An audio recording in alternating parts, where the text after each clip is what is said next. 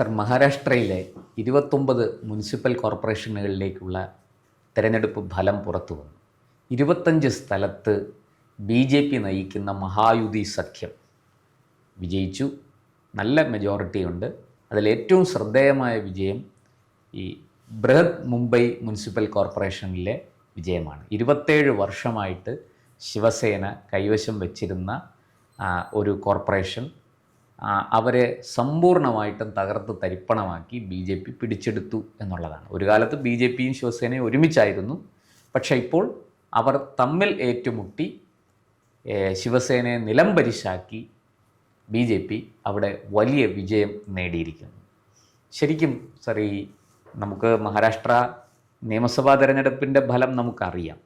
ഇവിടെയെല്ലാം മറ്റൊരു പ്രധാനപ്പെട്ട കാര്യം കോൺഗ്രസ് ചിത്രത്തിലേ ഇല്ല എന്നുള്ളതാണ്.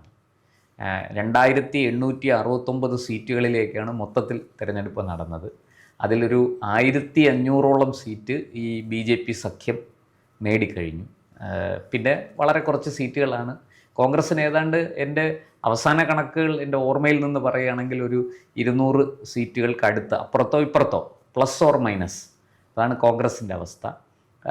ശിവസേന ഉദ്ധവ് താക്കറയുടെ സ്ഥിതിയും അതുതന്നെ. ഈ പറഞ്ഞ കണക്ക് 200-നോട് അടുത്ത് വരുന്ന പോലും അവരെത്തിയിട്ടില്ല. പിന്നെ ഉള്ളത് പവാർ ഫാമിലിയുടെ NCP ആണ്. NCPക്കും അവിടെ കാര്യമായ ചലനങ്ങളൊന്നും ഉണ്ടാക്കാൻ സാധിച്ചില്ല. ഈ സത്യത്തിൽ ഈ മഹാരാഷ്ട്രയിലെ ഈ BJPയുടെ വിജയത്തിൻ്റെ കാരണങ്ങൾ ഒന്നിലധികം കാരണങ്ങളുണ്ടാകും. കാരണങ്ങൾ എന്തൊക്കെയാണ് അങ്ങയുടെ നോട്ടത്തിൽ? കാര്യം നമ്മൾ ശരിക്കും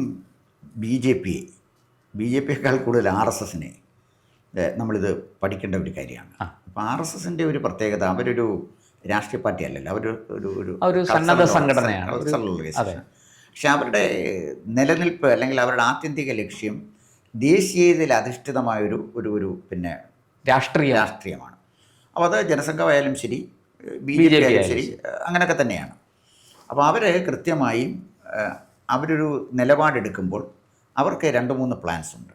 ഞാൻ മനസ്സിലാക്കിയെടുത്ത് ഞാൻ പറയുന്നത്, ഒന്ന് വളരെ ഷോർട്ട് പീരീഡിലുള്ള ഹ്രസ്വകാല പദ്ധതികളുണ്ട്, ദീർഘകാല പദ്ധതികളുണ്ട്, ലോങ് ടേം.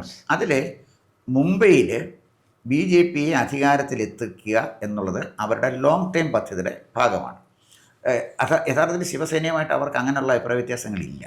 കാരണം ഈ ബാബറി മസ്ജിദ് വിഷയം വന്നപ്പോൾ ശിവസേനയുടെ പ്രവർത്തകരാണ് ഈ ബാബറി മസ്ജിദ് പൊളിച്ചു കളഞ്ഞത്. അവരാണ് അതിന് മുന്നിൽ നിന്ന്. ബാൽ താക്കറെ ഒരു അഭിമുഖത്തിൽ പറയുകയും ചെയ്തു, ഞങ്ങളുടെ ആൾക്കാരാണ് ഇത് കെട്ടിടം തകർത്തത്, പള്ളി തകർത്തത്. അപ്പം അതൊന്നും അഭിപ്രായ വ്യത്യാസമുള്ളൊരു കാര്യമല്ല. പക്ഷേ നമ്മളൊരു സിസ്റ്റത്തിൽ നിൽക്കുമ്പോഴേ വലിയേട്ടൻ തന്നെയാണ്. അത് നമ്മൾ അവഗണിച്ച് പോയിട്ട് കാര്യമില്ല. ഇപ്പം CPMനേക്കാൾ വളരാൻ ശ്രമിച്ചാൽ CPM ഇല്ലാതായി പോകത്തുള്ളൂ, CPI അങ്ങ് ഇല്ലാതാകത്തേ ഉള്ളൂ. ഇപ്പോൾ ഒന്നും സംഭവിക്കില്ല. PMCയുടെ കാര്യത്തിൽ ബിനോയ് വിശ്വം കാണിച്ച അമിതമായ ഒരു ശാഠ്യം, അത് ഇലക്ഷൻ മറ്റുന്നതുകൊണ്ട് മാത്രമാണ് പിണറായി വിട്ടുവീഴ്ച ചെയ്തത്. അല്ലെങ്കിൽ ഒടിച്ചു മടക്കി വെളി കളഞ്ഞനെ. അത് ഈ തെരഞ്ഞെടുപ്പിലെ പരാജയത്തിൻ്റെ വഴിതെളിച്ചു. തന്നെയല്ല, ഇടതുപക്ഷത്തിൻ്റെ ഒരു ഐക്യത്തെ തന്നെ ദുർബലപ്പെടുത്തി. മുന്നണിക്കുള്ളിൽ വലിയ അസ്വാരസ്യങ്ങൾ ഉണ്ടെന്ന് ജനങ്ങൾക്ക്. എന്തിനു വേണ്ടി 600 സ്കൂളുകളിലേക്ക് അന്താരാഷ്ട്ര നിലവാരത്തിലുള്ള ഫെസിലിറ്റി ഏർപ്പെടുത്തുന്നതിനാണ്. ഇത് കേരളത്തിലെ ആളുകളോടാണ്. ഇത് പണ്ട് നമ്മൾ കൊയ്യും വയലെല്ലാം നമ്മുടേതാകും പൈങ്കിളി എന്ന് പണ്ട് പാടിയ ഒരു രാഷ്ട്രീയ നാടകഗാനത്തിൻ്റെ സംസ്കാരത്തിലാണ് CPI നിൽക്കുന്നത്. അവർ സ്വയം തിരിച്ചു വച്ചിരിക്കുന്ന ഒരു വലിയ താത്വികന്മാരാണെന്ന്. ഇതേ ഗതി തന്നെയാണ് പിന്നെ മഹാരാഷ്ട്രയിൽ ശിവസേനയ്ക്കുണ്ടായത്. ശിവസേന സ്വന്തമായിട്ട് അവർക്ക് മുംബൈയിലിടമുണ്ട്. മുംബൈ എന്ന് പറയുന്ന അല്ല മഹാരാഷ്ട്ര. മഹാരാഷ്ട്ര വളരെ വിശാലമായ ഒരു സംസ്ഥാനമാണ്. അപ്പം മുംബൈയിലെ സ്വാധീനം വെച്ചുകൊണ്ട് മഹാരാഷ്ട്രയിൽ BJPയുടെ ചെലവിൽ വളരാനും BJPയെ നിയന്ത്രിക്കാനും നടത്തിയ ശ്രമങ്ങൾ ഒരു ഘട്ടത്തിൽ അവർ വിട്ടുവീഴ്ചയൊക്കെ ചെയ്തു. ബാൽ താക്കറയുടെ കാലഘട്ടത്തിൽ അവർ വിട്ടുവീഴ്ച ചെയ്തു. ബാൽ താക്കറെ വലിയൊരു പേഴ്സണാലിറ്റിയാണ്. ഉദ്ധവ് താക്കറയുടെ കാലഘട്ടത്തിലേക്ക് വന്നപ്പോൾ അച്ഛന് ആനയുടെ പുറത്ത് കയറിയാൽ, അമ്മാവൻ ആനയുടെ പുറത്ത് കയറിയാൽ ഉദ്ധവ് താക്കറേക്ക് തഴമ്പ് കിട്ടത്തില്ലല്ലോ. അപ്പോൾ ഉദ്ധവ് താക്കറയുടെ ഒരു മൈൻഡ് സെറ്റ്, ബാൽ താക്കറയെ കണ്ട് വളർന്നു വന്ന ആളാണ് ഉദ്ധവ് താക്കറെ. മാതാശ്രീയിൽ ആളുകൾ വരുന്നു, കാണുന്നു. അത് കണ്ട് വളർന്നു വന്ന ഉദ്ധവ് താക്കറെ താൻ ബാൽ താക്കറേക്ക് തുല്യനാണെന്ന് എവിടെ വെച്ചോ ധരിച്ചു. അവിടാണ് ശിവസേനയുടെ ആദ്യത്തെ വീഴ്ച പറ്റുന്നത്. അപ്പോൾ BJP ഡിക്റ്റേറ്റ് ചെയ്യാൻ തുടങ്ങിക്കഴിഞ്ഞപ്പോൾ അത് ഇന്ത്യ ഭരിക്കുന്ന ഒരു പാർട്ടിക്ക് ഒരിടത്ത് പോയി അവർക്ക് കോംപ്രമൈസ് ചെയ്യാൻ ഒരു പറ്റില്ല. പ്രാദേശിക സംവിധാനത്തെ അങ്ങനെ കോംപ്രമൈസ് ചെയ്യാൻ പറ്റില്ല. അപ്പോൾ ഉദ്ധവ് താക്കറെ വിചാരിച്ചത് ഉദ്ധവ് താക്കറയുടെ ദയാദാക്ഷിണ്യത്തിലാണ് BJP നിൽക്കുന്നതെന്നാണ്. എന്നിട്ട് ഉദ്ധവ് താക്കറെ എന്താ കാണിച്ച് വലിയൊരു മണ്ടത്തരം. ഉദ്ധവ് താക്കറെ നേരെ പോയി കോൺഗ്രസുമായിട്ട് യോജിച്ചു. അങ്ങനെ യോജിച്ചപ്പോഴാണ് പിന്നെ ഒരു സിനിമ കങ്കണ റാവത്ത് പറഞ്ഞത് ശിവസേന തീർന്നു, ഇപ്പോൾ സോണിയ സേനയാണ് ഉള്ളതെന്ന്. എന്നിട്ട് ഈ പിന്നെ ശിവസേനയുടെ MP പാർലമെൻറ്റിൽ നടത്തുന്ന പ്രസംഗങ്ങൾ അവരുടെ പ്രഖ്യാപിത ലക്ഷ്യങ്ങൾക്ക് തന്നെ വിരുദ്ധമാണ്. അപ്പോൾ പ്രസംഗത്തിന് കുഴപ്പമില്ല. ഇപ്പോൾ CPM-ൻ്റെ നേതാക്കന്മാർ, CPI-യുടെ, കോൺഗ്രസിൻ്റെ MP-മാരും BJP എതിർക്കുമ്പോൾ അതിനകത്തൊരു വസ്തുതയുണ്ടല്ലോ. അവരെന്ന് എതിർക്കും. അവരുടെ ഒരു നയം അതാണ്, അവരുടെ പ്രത്യയശാസ്ത്രം അതാണ്, അവരുടെ ഇതുവരെയുള്ള രാഷ്ട്രീയ പാരമ്പര്യവും ചരിത്രവും അതാണ്.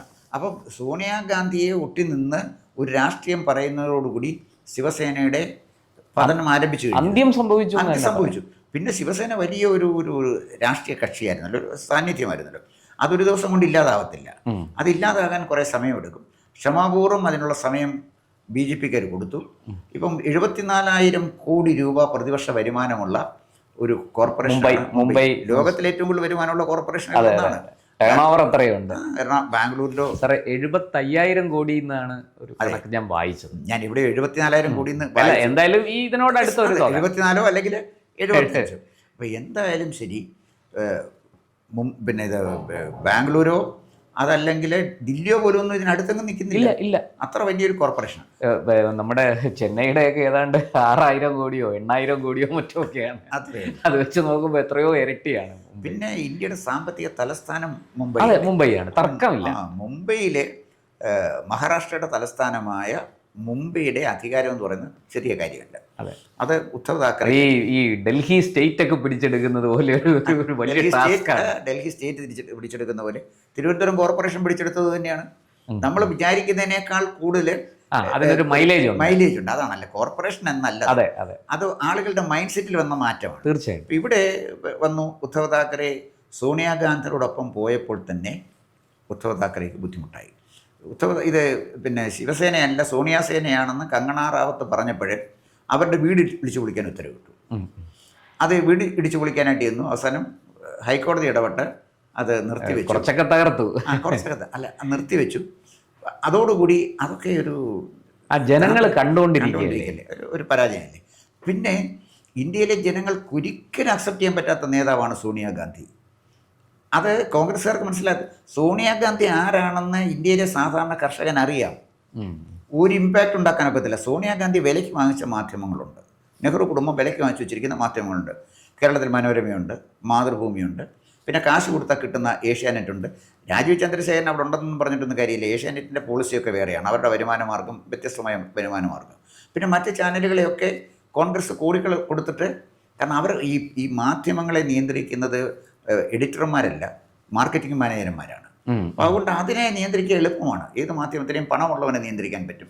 ഇന്ത്യയിൽ പണം കൊടുത്താൽ വാങ്ങിക്കാൻ പറ്റാത്ത ഒരു മാധ്യമം എല്ലാ മാധ്യമത്തിലും പത്രാധിപന്മാരെയും കിട്ടും. പത്രാധിപന്മാരെ കിട്ടും. പിന്നെ പത്രപ്രവർത്തകരെ കിട്ടാൻ എന്താണ്, പഴയകാല പത്രപ്രവർത്തകർ ചലപതി റാവുവോ അല്ലെങ്കിൽ മലയാളത്തിൽ നിന്ന് പോയപ്പോൾ TVR ഷേണായി, ശിവറാം, ഇങ്ങനെ പറഞ്ഞ പിന്നെ ഒരുപാട് അധികായന്മാരുണ്ടായിരുന്നു. അവരൊക്കെ പോയിട്ട് വെറും ഞാഞ്ഞൂലുകൾ, ഇന്നലെ മുളച്ചു വന്ന കുറേ ഞാഞ്ഞൂലുകളെല്ലാം കൂടെ പത്രപ്രവർത്തനം എന്നൊക്കെ പറഞ്ഞാൽ അതൊന്നും ഇന്ത്യൻ ജനങ്ങളിലെ ബാധിക്കുന്ന കാര്യമല്ല. പിന്നെ പറഞ്ഞു വന്നതിൻ്റെ പ്രോബ്ലം എന്താണെന്ന് വെച്ചാൽ, ഇവിടെ ഈ ഉദ്ധവ് താക്കറെ ചെയ്തത് അദ്ദേഹത്തിൻ്റെ നടപടികളിലൂടെ ശിവസേനയുടെ അടിക്കൽ അദ്ദേഹം തന്നെ ഇളക്കി. BJP അല്ല ചെയ്തത്. സ്വയം അദ്ദേഹം ശവക്കുഴി തോണ്ടി. പ്രഖ്യാപിത നയത്തിൽ നിന്ന് മാറി കോൺഗ്രസിൻ്റെയും സോണിയയുടെയും ഭാഗമായി മാറിയപ്പോൾ തീർന്നു. സോണിയാഗാന്ധിയുടെ പിന്നിൽ പോയി ഉദ്ധവ് താക്കറെ നിന്നപ്പോഴേ അയാളുടെ ഇടപാട് തീർന്നു. മാതാശ്രീ പോയി ബാൽ താക്കറയെ കാണുന്ന രാഷ്ട്രീയ കൾച്ചറിൽ നിന്ന് മാറിയിട്ട് സോണിയാഗാന്ധിയെ പോയി, രാഹുൽ ഗാന്ധിയെ പോയി കാണുന്ന ഉദ്ധവ് താക്കറയെ എങ്ങനെ മഹാരാഷ്ട്രയിലെ ശിവസേനക്കാർക്ക് അംഗീകരിക്കാൻ പറ്റും? പിന്നെ കാലഹരണപ്പെട്ട, ഒരിക്കലും അംഗീകാരം കിട്ടാത്ത നവനിർമ്മാൺ സേനയുടെ നേതാവായിരുന്നു രാജ് താക്കറെ. അയാൾക്ക് അല്ലേ തന്നെ അവിടെ ഒന്നും വലിയ സ്വാധീനമൊന്നുമില്ല. പക്ഷെ അവിടെ നമ്മൾ മനസ്സിലാക്കേണ്ടത്, ബാൽ താക്കറയുടെ പാരമ്പര്യമൊന്നും പറയാനില്ലാത്ത ഏക്നാഥ് ഷിൻഡെ എന്ന് പറഞ്ഞ ഒരാൾക്ക് അവിടെ പിടിച്ചെടുക്കാൻ എങ്ങനെ കഴിഞ്ഞു? എന്ത് പാരമ്പര്യം? BJP-ക്കൊപ്പം നിന്നുകൊണ്ട്, BJP-ക്കൊപ്പം നിന്നെന്ന് മാത്രമല്ല, ശിവസേനയുടെ പ്രഖ്യാപിത നയം ഉയർത്തിപ്പിടിച്ചത് ഏകനാഥ് ഷിൻഡെയാണ്, ഉദ്ധവ് താക്കറെ അല്ല. അപ്പോൾ ഉദ്ധവ് താക്കറെ ചെയ്തത് സ്വയം കൃതാനർത്ഥമാണ്. അതിൻ്റെ പതനം അനിവാര്യമായിരുന്നു, ചരിത്രപരമായൊരു പതനമാണ്. പിന്നെ വലിയൊരു പ്രസ്ഥാനമായതുകൊണ്ട് റോമാ സാമ്രാജ്യം ഒരു ദിവസം കൊണ്ടല്ല കെട്ടിപ്പടുത്തത്, ഒരു ദിവസം കൊണ്ടല്ല ഇല്ലാതായത്. അപ്പോൾ ബാൽ താക്കറെ ഒരു സമയമെടുത്തു, അതിൻ്റെ സമയമെടുത്തു. ആ സമയത്തോടു കൂടി ഇത് പരിപൂർണമായും ശിവസേന ചരിത്രത്തിൻ്റെ ഭാഗമായി കഴിഞ്ഞു. ഒരു കാരണവശാലും ശിവസേനയ്ക്ക് ഇന്ത്യൻ രാഷ്ട്രീയ മടങ്ങി വരവ്, അവരാരെ ഡിപ്പെൻഡ് ചെയ്താൽ നിൽക്കുന്നത്? അവർക്ക് ഫീഡ് ചെയ്യുന്നത് കോൺഗ്രസ് അല്ലേ? കോൺഗ്രസ് തന്നെ ഇല്ലാതായിക്കൊണ്ടിരിക്കും. അദ്ദേഹം പറഞ്ഞു കോൺഗ്രസ് ഇല്ലാതായ പിന്നെ അദ്ദേഹത്തിന് നല്ലത് ഉദ്ധവ് താക്കറെ. പക്ഷേ സാർ, ഇപ്പോൾ മഹാരാഷ്ട്രയിൽ നമ്മൾ കണ്ടത് കോൺഗ്രസും ശിവസേനയും രണ്ടായി പിരിഞ്ഞു മത്സരിക്കുകയായിരുന്നു. ഈ തെരഞ്ഞെടുപ്പിൽ, പ്രത്യേകിച്ച് ഈ മുനിസിപ്പൽ തെരഞ്ഞെടുപ്പിൽ, അവർ ആ മഹാവികാസ് അഘാഡിയിൽ നിന്ന് കോൺഗ്രസ് പുറത്തു വരികയും ഇവരെ ഇവരുടെ പാട്ടിന് വിടുകയും ചെയ്തു. അങ്ങനെ ഒരു സാഹചര്യം ഉണ്ടായിട്ട് പോലും രണ്ടുപേർക്കും അതിൻ്റെ യാതൊരു നേട്ടവും ഉണ്ടാക്കാൻ പറ്റിയില്ല എന്നുള്ളതാണ്. എൻ്റെ കാര്യത്തിലേ ശിവസേനയുമായുള്ള കൂട്ടുകെട്ട് കോൺഗ്രസിന് ന്യൂനപക്ഷ വോട്ടുകൾ നഷ്ടപ്പെടുത്തുന്നു എന്ന് കോൺഗ്രസിന് തോന്നി അവരങ്ങനെ ചെയ്തത്. കോൺഗ്രസുമായുള്ള കൂട്ടുകെട്ട് ഭൂരിപക്ഷ വോട്ട് ശിവസേനയ്ക്ക് നഷ്ടപ്പെടുത്തുന്നു എന്ന് പറഞ്ഞാണ് ശിവസേന ഈ സഖ്യം വിടുന്നത്. ഈ സഖ്യമെല്ലാം വിട്ടുകഴിഞ്ഞാൽ പോലും ജനങ്ങൾ അവരെ മാനസികമായിട്ട് തിരസ്കരിച്ച് കഴിഞ്ഞു. ഈ കഴിഞ്ഞ കാലങ്ങളിൽ ചെയ്ത പ്രവൃത്തി വെച്ചുകൊണ്ട് അതെ, അതിനൊരു ഫിലോസഫി ഇല്ല. ഞാനതാ പറഞ്ഞത്, ശിവസേനയുടെ ഫിലോസഫി എന്ന് വെച്ചാൽ അതിൻ്റെ ഫിലോസഫി ഇല്ല, ഒരു പൊളിറ്റിക്കൽ ഫിലോസഫി ഇല്ല. നേരത്തെ ഉണ്ടായിരുന്നത് ശരിയായാലും തെറ്റായാലും അതിനൊരു പൊളിറ്റിക്കൽ ഐഡിയോളജി ഉണ്ടല്ലോ. അതെന്ത് വന്നാലും കാലത്ത് ഒരു ഐഡിയോളജി ഉണ്ട്. ഇപ്പം അത് ഇല്ലാതായി. ഇപ്പം തന്നെ കോൺഗ്രസിൻ്റെ സ്ഥിതി എന്താണ്? ബീഹാറിലുണ്ടായിരുന്ന 6 പേരെങ്ങാണ്ടാണ് ജയിച്ചത്, അവർ 6 പേരും ജെ ഡി യുവിലോട്ട് പോയി കയറും. അപ്പോൾ ഇത് കോൺഗ്രസിൻ്റെ പതനം അനിവാര്യമാണ്. അത് പതനം വരുമെന്ന് മാത്രമല്ല, ഈ രാഹുൽ ഗാന്ധിയുടെ നേതൃത്വത്തിലൊരു പൊളിറ്റിക്കൽ പാർട്ടി ഇന്ത്യയിൽ നിലനിൽക്കുന്നത് നമ്മുടെ ദേശീയ സുരക്ഷയ്ക്ക് അപകടമാണെന്ന് കരുതുന്ന ഒരാളാണ് ഞാൻ. കോൺഗ്രസിനെ കുറിച്ച് ഞാനത് പറയില്ല. രാഹുൽ ഗാന്ധിയും നെഹ്റു കുടുംബവും ഇന്ത്യൻ രാഷ്ട്രീയത്തിന് അപകടമാണ്. അതിൽ എവിടെ ചെന്നാലും ഞാനത് പറയും. കാരണം കൃത്യമായിട്ട് അവരെക്കുറിച്ച് പഠിച്ചിട്ടാണ് ഞാൻ പറയുന്നത്. സോണിയാഗാന്ധിയെക്കുറിച്ച് കിട്ടാവുന്ന രേഖകളും പുസ്തകങ്ങളും വായിച്ച് പഠിച്ചിട്ടാണ് ഞാൻ പറയുന്നത്. വളരെ ഡേഞ്ചറസ് ആണ്. അപ്പോൾ രാഹുൽ ഗാന്ധി വളരെ ഡേഞ്ചറസ് ആണ്. അയാളൊക്കെ വളർന്നു വന്നാൽ നമ്മുടെ രാജ്യം ഛിന്ന ഭിന്നമായി പോകും. രാജ്യത്തിനോട് ഒരു കൂറോ സ്നേഹമുള്ളവനല്ല. അപ്പോൾ അതുകൊണ്ടാണ് ഞാൻ ഈ പറഞ്ഞു വന്നത്. അതിൻ്റെ ഭാഗമായി മാറി ശിവസേന രാഹുൽ ഗാന്ധിയുടെ ടീമിലേക്ക് പോയി. സ്വയം കൃതാനർത്ഥം കൊണ്ട് തകർന്നു പോകുന്ന രാഹുൽ ഗാന്ധിയുടെ ടീമിൽ ചെന്ന് കൂടിയ ഉദ്ധവ് താക്കറേക്ക് എന്താ, അത് സ്വാഭാവികമായിട്ട് സംഭവിക്കും. അത് തീർച്ചയായിട്ടും ഇപ്പം തന്നെ അവർ ഈ വലിയ ബഹളങ്ങൾ ഉണ്ടായിക്കൊണ്ടിരുന്നത് 2024 പാർലമെൻറ്റ് തിരഞ്ഞെടുപ്പിൽ ചില പ്രത്യേക സാഹചര്യങ്ങൾ, അത് ചർച്ച ചെയ്യേണ്ട വേറെ വിഷയമാണ്. ചില പ്രത്യേക സാഹചര്യങ്ങൾ ബി ജെ പിക്ക് ഒരു സെറ്റ് ബാക്ക് ഉണ്ടായി. അതിന് വേറെ കാരണങ്ങളുണ്ട്. അത് ബി ജെ പിയുടെ തന്നെ പ്രശ്നമാണ്. അത് ഇന്റേണൽ അഫെയർ ആണ്, അല്ല എക്സ്റ്റേണൽ അല്ല. അത് ഒരു ബൂത്തിൽ 100 വോട്ട് മാറ്റിയാൽ ഇലക്ഷൻ തിരിഞ്ഞു പിടിക്കും. വോട്ടിംഗ് പെർസെൻറ്റേജ് കുറച്ചാൽ വോട്ട് മാറ്റി നിർത്തും. അപ്പോൾ ഒരുപാട് കാര്യം, ഇലക്ഷൻ എഞ്ചിനീയറിങ്ങിനകത്ത് ഒരുപാട് കാര്യമുണ്ടല്ലോ. അപ്പോൾ അതുകൊണ്ട് അത് കണ്ടുകൊണ്ടാണ് ഇവരിത് പറഞ്ഞത്. പക്ഷേ RSSും BJPയും സജീവമായിട്ട് രംഗത്ത് വന്നു കഴിഞ്ഞപ്പോഴത്തേക്ക് നിയമസഭാ തെരഞ്ഞെടുപ്പിൽ ചിത്രം മാറിയില്ലേ. അതുകൊണ്ട് അത് ഈ മുനിസിപ്പൽ കോർപ്പറേഷൻ തെരഞ്ഞെടുപ്പിലും ആവർത്തിച്ചു. അത് സ്വാഭാവികമായ കാര്യമാണ്. എന്തായാലും ഈ തെരഞ്ഞെടുപ്പോടുകൂടി ഒരിക്കലും ഇന്ത്യൻ രാഷ്ട്രീയത്തിലോ അല്ലെങ്കിൽ മുംബൈയിലല്ലേ ഉള്ളത്, തിരിച്ചു വരാത്ത വിധത്തിൽ ശിവസേന അപ്രസക്തമായി എന്ന് ഞാൻ പറയുന്നത്. ശിവസേനയ്ക്ക് ഒരു പൊളിറ്റിക്കൽ ഐഡിയോളജി ഇല്ല.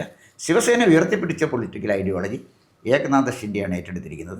ഇനി ഉദ്ധവ് താക്കറേക്കും രാജ് താക്കറേക്കും നിലനിൽക്കണമെങ്കിൽ ഏകനാഥ് ഷിൻഡെയോടൊപ്പം കൂടിയെങ്കിൽ മാത്രമേ പറ്റൂ. അങ്ങനെ ഒരു സാഹചര്യത്തിലേക്ക് മഹാരാഷ്ട്രയിലെ ശിവസേനയെ അവർ കൊണ്ടെത്തിച്ചു. അധികാരമോഹം മാത്രമാണ് ഇതിന് കാരണമായത്.